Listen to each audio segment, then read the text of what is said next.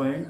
We are going to discuss about on his blindness in this lecture. तो poem on his blindness पर इस पर हम चर्चा करेंगे और this poem on his blindness is composed bye John Milton. ये जॉन मिल्टन के द्वारा लिखा गया है और John Milton was a great poet of his age. अपने युग के ये महान कवि थे और मतलब इपिक के राइटर भी थे, एक यूनिक प्रतिभा वाले व्यक्ति थे। This is personal sonnet of John Milton और ये जॉन मिल्टन का व्यक्तिगत सॉनेट है। सॉनेट क्या होता है? Sonnet is a 14 line poems. Sonnet 14 line की कविता होती है। It is divided into 2 parts. ये 2 भागों में बढ़ती है, octave and sestet. First 8 line are first octave, first 8 lines are called octave and rhyme scheme of octave is A B B A A B B A, and the last 6 lines is called sextet and the rhyme scheme is called C D C D। तो इस तरह से ये personal sonnet है John Milton का। अब इसमें हमने मिल्टन के बारे में इंट्रोडक्शन और इसकी समरी पिछले आपके लेक्चर में बताया गया था पार्ट फर्स्ट में। अब पार्ट सेकंड में हम चलते हैं, मीनिंग देख लेते हैं और लाइन टू लाइन एक्सप्लेन करते हैं। तो मीनिंग देखते हैं। कंसीडर, कंसीडर मीन्स होता है थिंक, सोचना। कंसीडर थिंक सोचना। How my life is spent, how my life is spent, how I have become blind, how I have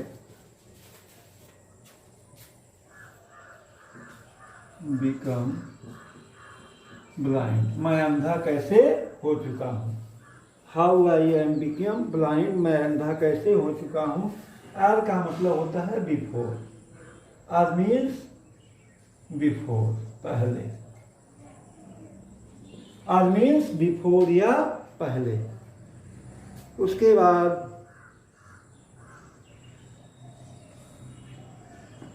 talent, poetic gift. Talent का पोएटिक गिफ्ट, काव्यगत प्रतिभा। Talent का मतलब यहाँ poetic gift, काव्यगत प्रतिभा या कविता लिखने की प्रतिभा। काव्यगत प्रतिभा।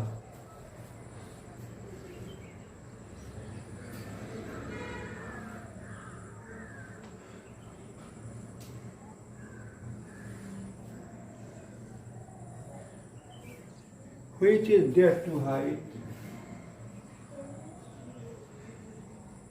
which is death to height, useless due to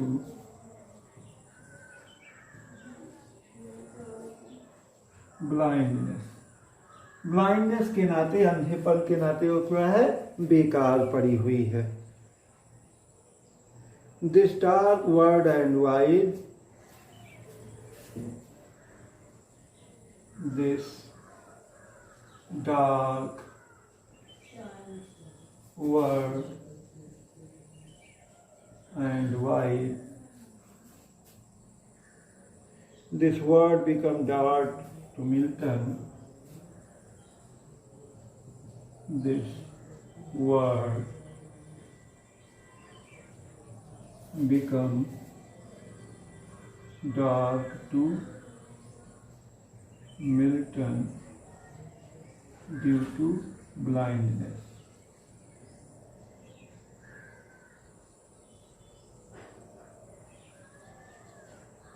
due to blindness।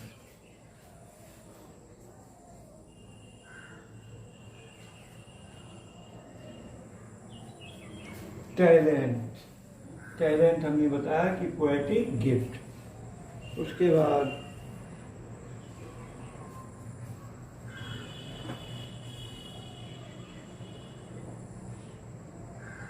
Lodged, remained, पास रहा, lodged, remained, पास रहा।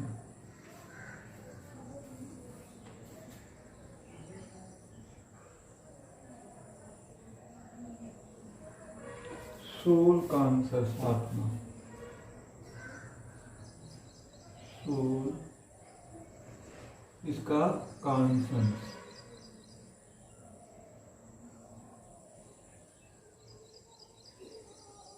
CONS CIENC, conscious, आत्मा।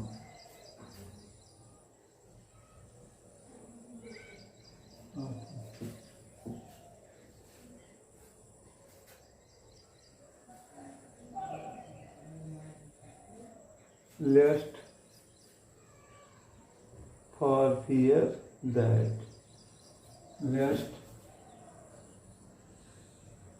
का for fear that कहीं ऐसा ना हो, for fear that कहीं ऐसा ना हो। डेंट का आंसर, जानने की इच्छा, VENT,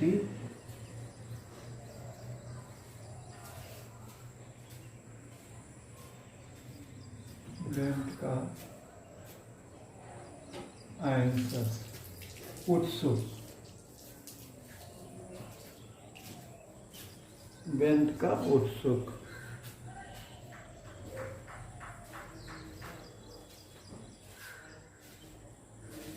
मेकर, गॉड, मेकर यहाँ गॉड के लिए है,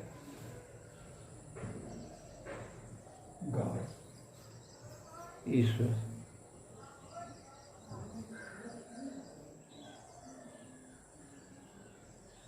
चाइल्ड, चाइल्ड की 3 मीनिंग होती है। चाइल्ड का स्कोल्ड या रिब्यूक,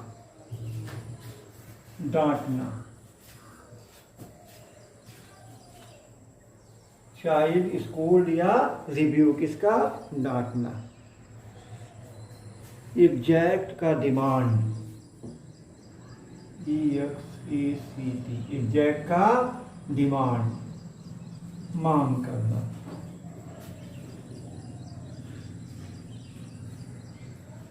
डिनाई, टेकन अवे, छीन लेना, DENIED,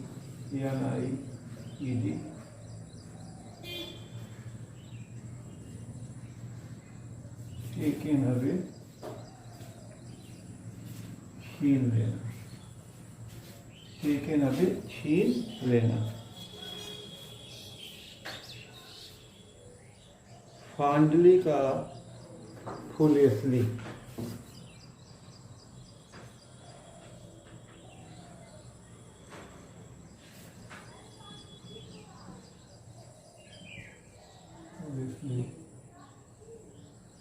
मूर्खतापूर्ण,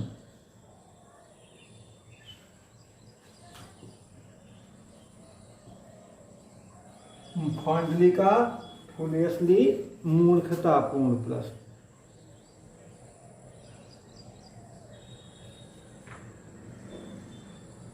पेशेंस, धैर्य।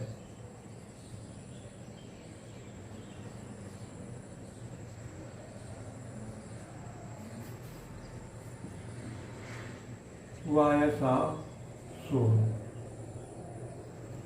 आत्मा की आवाज।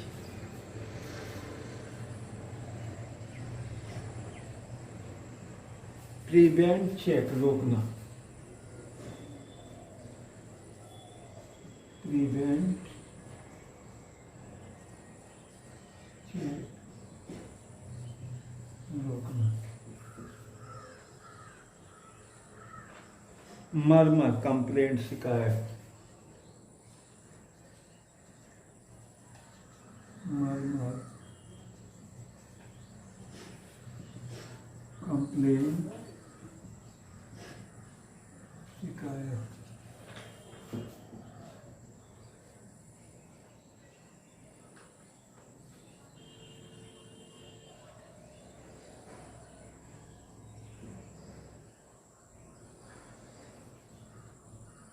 माइल्ड का लाइट,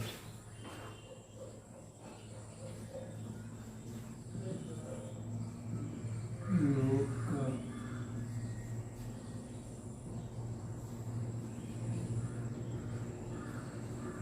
ऑप्शन,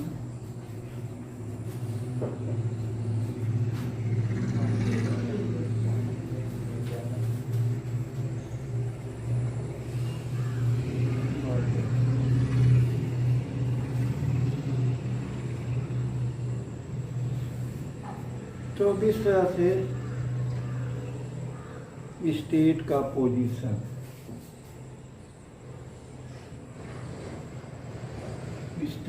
स्टेट का पोजीशन, स्टेट का पोजीशन, स्थिति,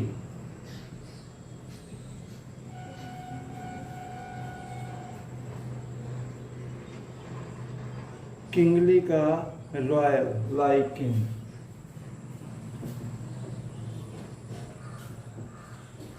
किंगली का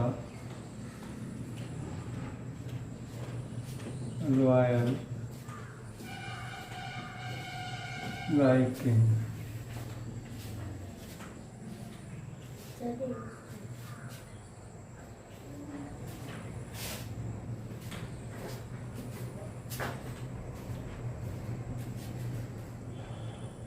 वेडिंग का ऑर्डर, वेडिंग ऑर्डर, वेडिंग का ऑर्डर। तो इस तरह से हम लोगों ने वर्ड मीनिंग देख लिया। अब हम टेक्स्ट पर चलते हैं। टेक्स्ट हम देखते हैं। टेक्स्ट जो है, When I consider how my light is spent, year half my days in this dark world and wide, and that one talent which is dead to hide, lodged with me useless, though my soul more bent, to serve there with my Maker and present my true account, lest he return in child. That God exact the labor denied,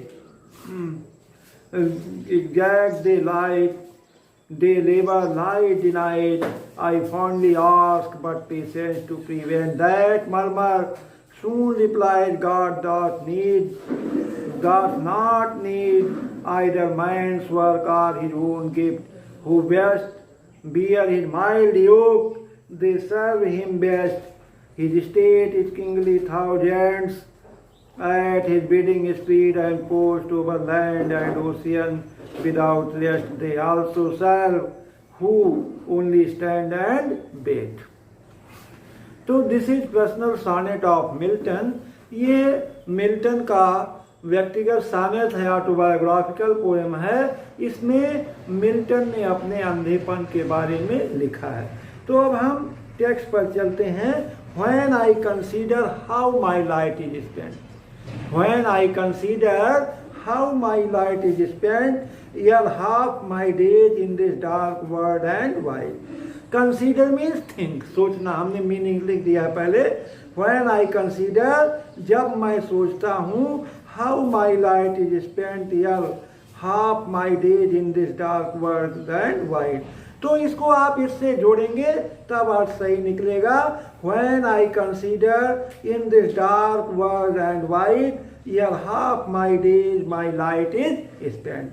When I consider, जब मैं सोचता हूँ कि इस अंधकार पूर्ण और विस्तृत संसार में मेरी आधी उम्र से पहले, year half my days, मेरी आधी उम्र से पहले मेरे आँख की रोशनी कैसे गायब हो गई। How my light is spent.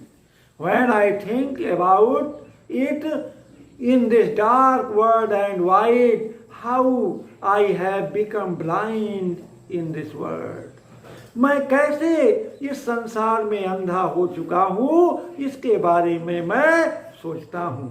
When I consider in this dark world and why there half my days, my light is spent. इस तरह से इसका अर्थ बनेगा. जब मैं सोचता हूँ कि इस अंधकार पूर्ण विस्तृत संसार में मेरी आधी उम्र के पहले, आधी उम्र का मतलब आपको मैंने कल बताया था कि मिल्टन 44 वर्ष की अवस्था में अंधा हो गया था 1652 में. एक आंख उनकी 1650 में चली गई थी और दूसरी आंख 1652 में कंप्लीट ब्लाइंडनेस, पूर्ण रूप से मिल्टन अंधे हो गए थे. तो इसमें वो कह रहे हैं when I consider in this dark world and wide यार half my days how my light is spent. जब मैं सोचता हूँ कि इस अंधकार पूर्ण और विस्तृत संसार में मेरे आधे उम्र से पहले प्रीमेच्योर, आधी उम्र में ही, आधी उम्र से पहले मेरे आँख की रोशनी कैसे गायब हो गई, कैसे चली गई. How I have become blind in this dark world and wide I think about it again and again. मैं इसके बारे में बार बार सोचता हूँ कि इस विस्तृत और अंधकारपूर्ण संसार में मेरी आधी उम्र से पहले ही मेरे आंखों की रोशनी क्यों चली गई, क्या कारण है, व्हाट इज द रीजन, क्या कारण है कि मेरे आंख की रोशनी जो है आधी उम्र से पहले गायब हो गई. एंड दैट वन टैलेंट, देखिए टैलेंट की बात यहाँ, टैलेंट का मतलब पोएटिक टैलेंट, और एक प्रतिभा जो मेरे अंदर छुपी हुई है. कौन सी प्रतिभा, कंपोजिंग पोएम, कविता रचना करने की, कविता लिखने की प्रतिभा जो ईश्वर ने हमको प्रदान की थी, वो प्रतिभा which is death to height, जो मरने के समान है, which is like as death, the मतलब moral death of the poetic talent. Poetic talent का एक तरह से नैतिक मृत्यु है, नैतिक हनन है, क्योंकि due to blindness I can not compose the poem and I can not serve the God by composing poem. कविता को लिख करके मैं ईश्वर की सेवा नहीं कर पा रहा हूँ. तो यहाँ टैलेंट का मतलब, मिल्टन ने टैलेंट की जो बात की, जो बाइबल में कहानी आती है, हमने कल बताया था कि 3 सर्वेंट्स थे, एक मर्चेंट के पास तीनों को उसने भेजा, 2 ने अपना टैलेंट यूज किया, अच्छा पैसा कमाए, वो पुरस्कृत किए गए, और तीसरे ने नहीं यूज किया, उसको रिब्यूक दिया गया, डांट फटकार मिली. Milton here Milton compares himself the third servant of the merchant.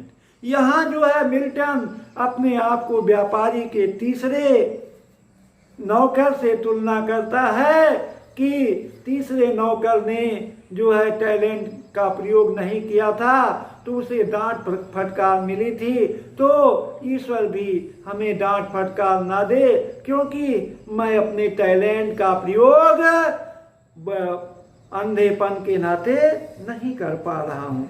तो वही यहाँ दिया गया, एंड दैट वन टैलेंट, और एक प्रतिभा which is dead to hide, जो मेरे अंदर छिपी हुई थी, लेकिन it is useless due to blindness, अंधेपन के नाते ये बेकार पड़ी हुई है, इसका कोई यूटिलाइज नहीं हो रहा है. Lord with me useless, lord माने कंटेंट, मेरे पास है जो बेकार पड़ी हुई है, which is dead to hide, जो मरे हुए के समान है, छिपी हुई थी वो, लेकिन क्या है, मरे हुए के समान है. वो उसका यद्यप जो पोएटिक टैलेंट था, प्रतिभा थी जो छिपी हुई थी, उसका मैं प्रयोग नहीं प्रयोग कर पा रहा हूँ, वो मरने के समान है. प्रस्तुत करना चाहता हूँ लेकिन नहीं कर पाता हूँ. एंड दैट वन टैलेंट, और एक प्रतिभा which is dead to hide, जो मेरे अंदर छिपी हुई थी मृत्युप्राय हो चुकी है। क्यों मृत्युप्राय हो चुकी है? क्योंकि दो माई सोल मोर बेंट, तो मेरा जो पोएटिक टैलेंट है, I can not use my poetic talent in the service of God due to blindness. मैं अपने काव्यगत प्रतिभा का प्रयोग कविता लिख करके ईश्वर की सेवा में नहीं कर पा रहा हूं। किसके नाते? अंधेपन के नाते। तो लॉर्ड विथ मी यूजलेस, वो काव्यगत प्रतिभा मेरे पास बेकार पड़ी हुई है। Though my soul more bent, bent माने हैंसस। I want to know the reason why it is so, मैं ये कारण जानना चाहता हूं कि ऐसा मेरे साथ क्यों हुआ।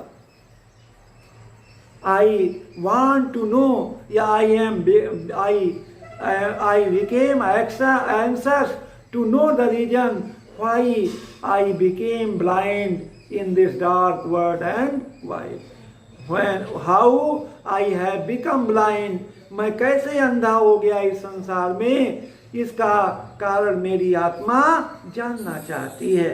दो my soul more bent to serve therewith my maker, देखिए कह रहे हैं मिल्टन साहब, to serve therewith my maker, और उस काव्यगत प्रतिभा का प्रयोग करके मैं ईश्वर की सेवा नहीं कर पा रहा हूँ, ईश्वर के बारे में लिख नहीं पा रहा हूँ, अपनी लेखनी से ईश्वर की प्रशंसा नहीं कर पा रहा हूँ, उसके द्वारा दिए गए उपहारों की प्रशंसा नहीं कर पा रहा हूँ, ईश्वर के क्वालिटीज को नहीं मतलब वर्णन कर पा रहा हूँ। ये हमारे लिए बहुत कष्ट की बात है। And present my true account, और मैं अपने जीवन का वास्तविक लेखा जोखा नहीं प्रस्तुत कर पाऊंगा।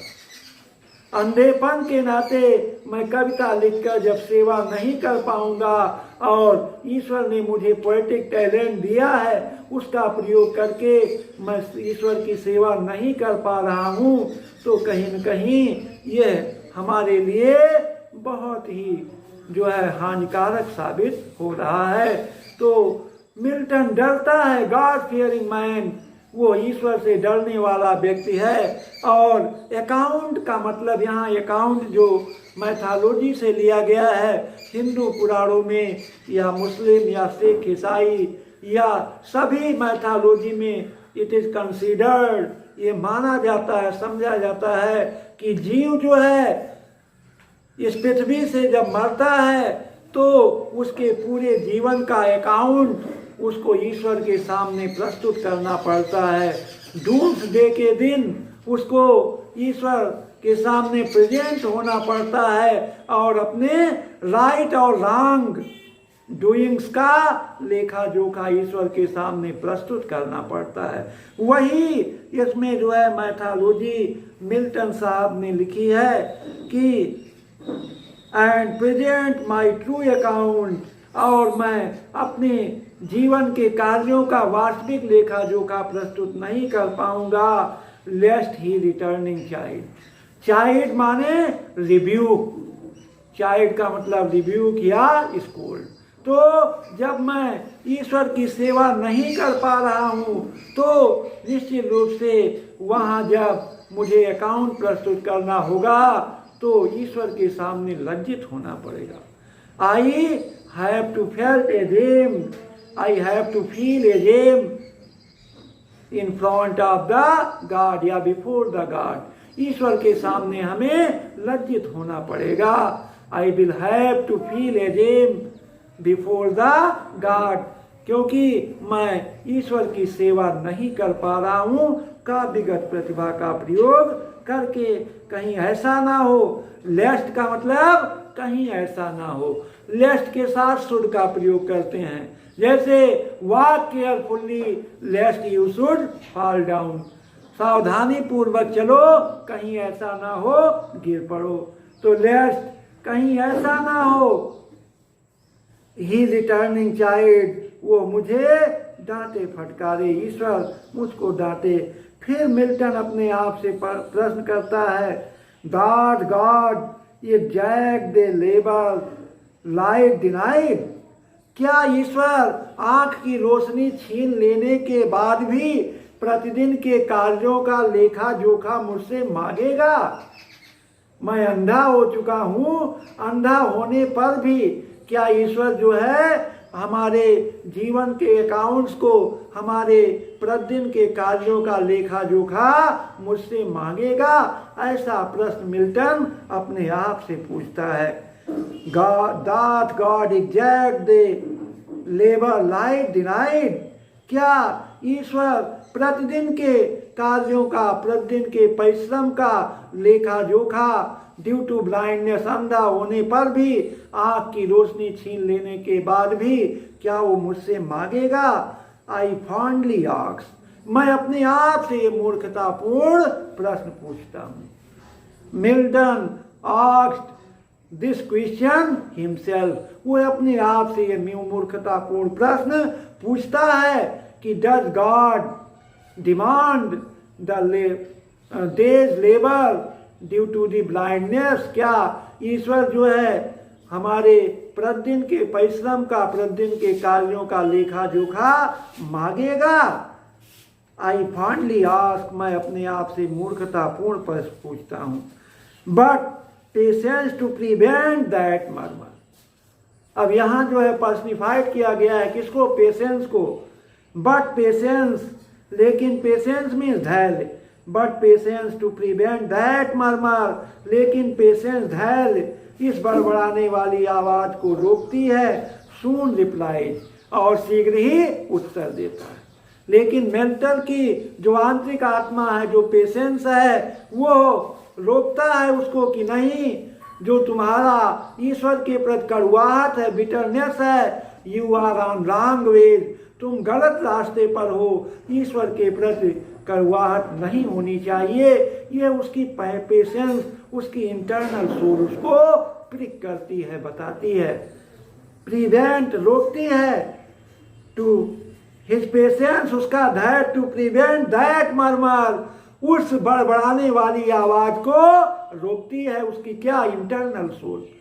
इंटरनल सोल कब बलवती होती है? जब फ्रीम फेथ इन गॉड, हमारा ईश्वर में अटूट विश्वास होता है। तो Milton had firm faith in God, ईश्वर में मिल्टन का अटूट विश्वास था।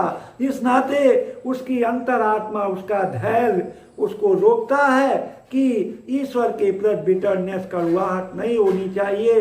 We should not to blame God, हमें ईश्वर पर कलंक नहीं लगाना चाहिए, उसके प्रति बिटरनेस नहीं होनी चाहिए। सून रिप्लाइज, और वही अंतरात्मा उत्तर देती है। क्या उत्तर देती है? God doth not need either man's work और हिज ओन गिफ्ट, ईश्वर को ना तो मनुष्य के कार्यों की जरूरत है और ना उसके द्वारा दिए गए उपहारों की ही जरूरत है।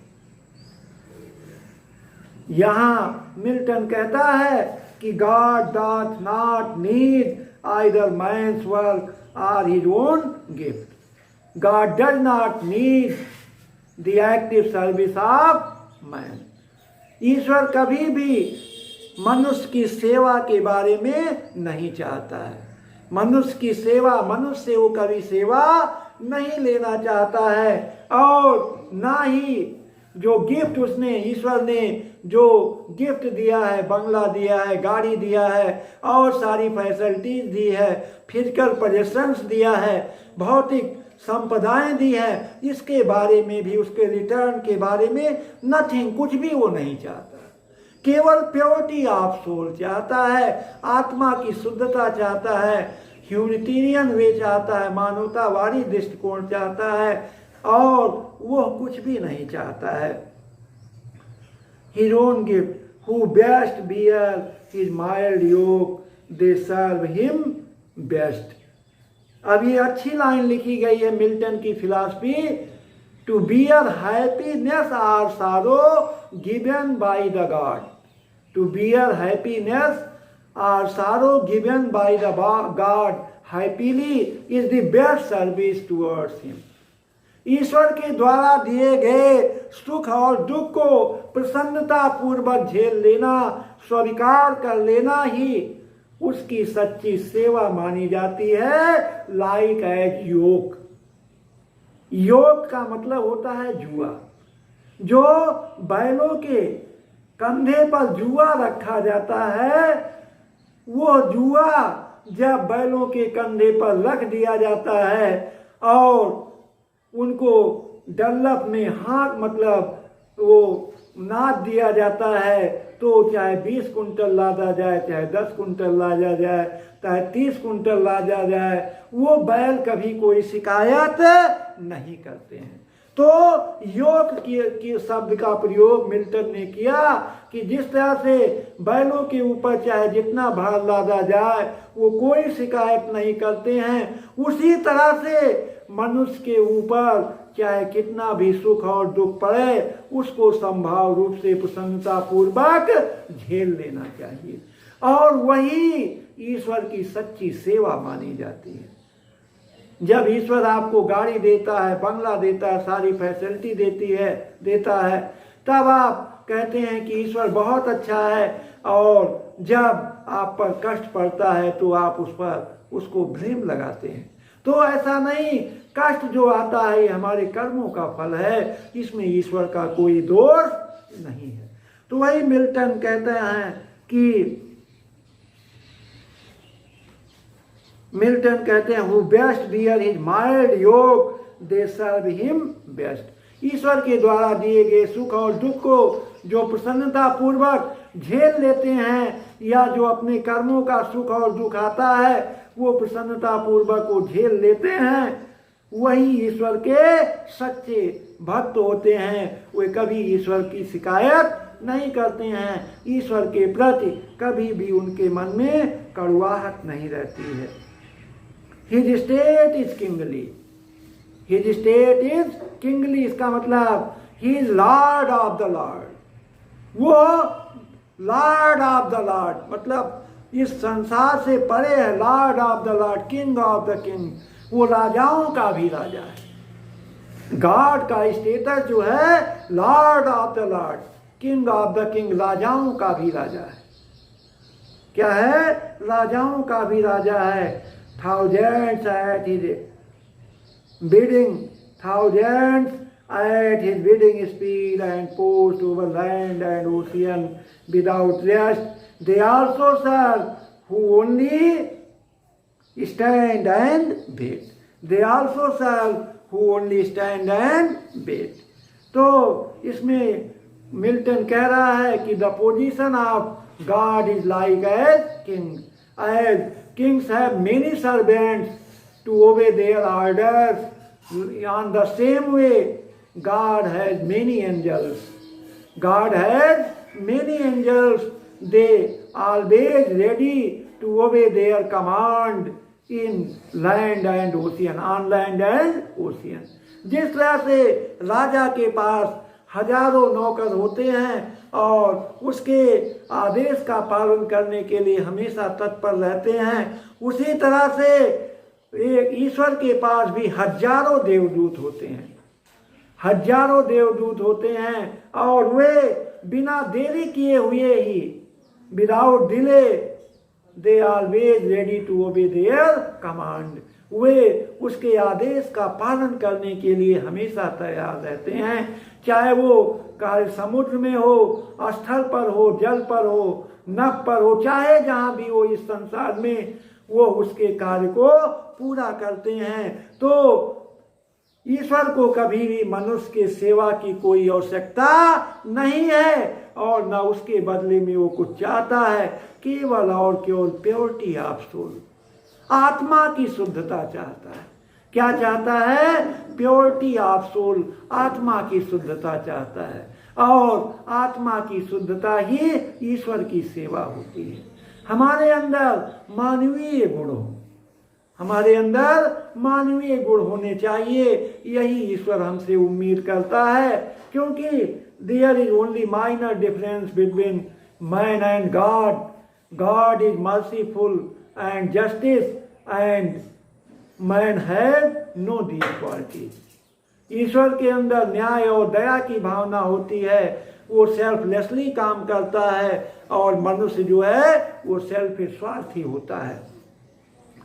तो हजारों देवदूत उसकी आज्ञा का पालन करने के लिए विदाउट रेस्ट, विदाउट डिले, बिना आराम किए हुए 24 घंटा उसके कार्य को करने के लिए तत्पर रहते हैं। दे आल्सो सर्व, बहुत अच्छी लाइन लिखी है, they also serve who only stand and wait. वे लोग भी उसकी सेवा करते हैं जो अब लाइन में खड़े हुए हैं और इंतजार कर रहे हैं कि कब हमारी बारी आएगी और हम ईश्वर की सेवा करेंगे।